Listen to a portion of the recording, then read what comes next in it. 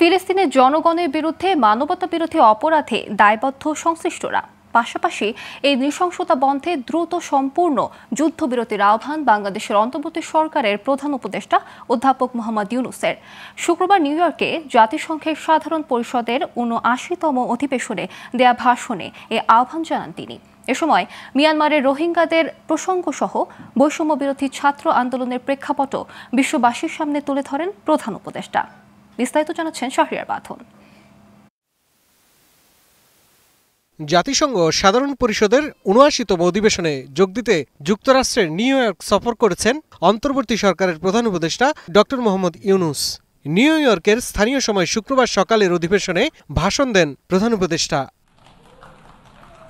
ভাষণে ফিলিস্তিনের জনগণের নৃশংসতার কথা তুলে ধরে প্রধান উপদেষ্টা বলেন, ফিলিস্তিনকে এমন বর্বরতা থেকে রক্ষা করতে হবে, পাশাপাশি মানবতা বিরোধী অপরাধের জন্য সংশ্লিষ্ট সকলকে দায়বদ্ধ করতে হবে, আর অবিলম্বে সম্পূর্ণ যুদ্ধবিরতি কার্যকর করতে বিশ্ব নেতাদের প্রতি আহ্বান জানান তিনি। ফিলিস্তিনের জনগণের বিরুদ্ধে যে মানবতা বিরোধী অপরাধ হচ্ছে তার জন্য সংশ্লিষ্ট সকলকে দায়বদ্ধ করতে হবে। ফিলিস্তিনের জনগণের উপর চলমান নৃশংসতা, বিশেষত নারী এবং শিশুদের সাথে প্রতিনিয়ত যে নিষ্ঠুরতা বিশ্ব দেখাচ্ছে তা থেকে নিস্তারের জন্য বাংলাদেশ অনতিবিলম্বে সম্পূর্ণ যুদ্ধবিরতির আহ্বান জানাচ্ছে।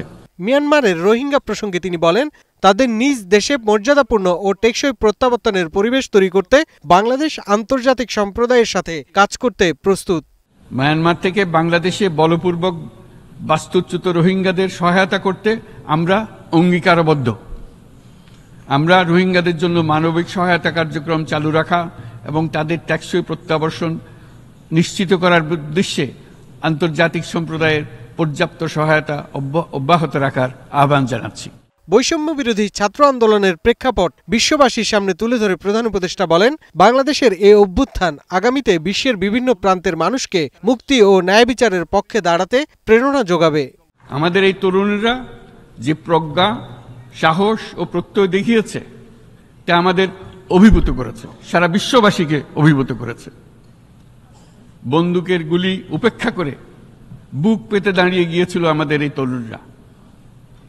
অবৈধ রাষ্ট্র ক্ষমতার বিরুদ্ধে প্রবলভাবে সোচ্চার হয়েছিল আমাদের তরুণীরা। বাংলাদেশের এই অভ্যুত্থান আগামী দিনগুলোতে বিশ্বের বিভিন্ন প্রান্তে মানুষকে মুক্তি ও ন্যায় বিচারের পক্ষে দাঁড়াতে প্রেরণা যোগাবে। বাংলাদেশের নতুন যাত্রায় বিশ্ববাসীকে সম্পৃক্ত হওয়ার আহ্বান জানান ডক্টর মোহাম্মদ ইউনূস।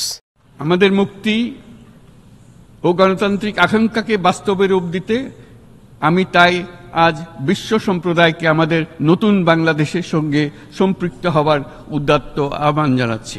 শাহরিয়ার বাঁধন, গ্লোবাল টেলিভিশন।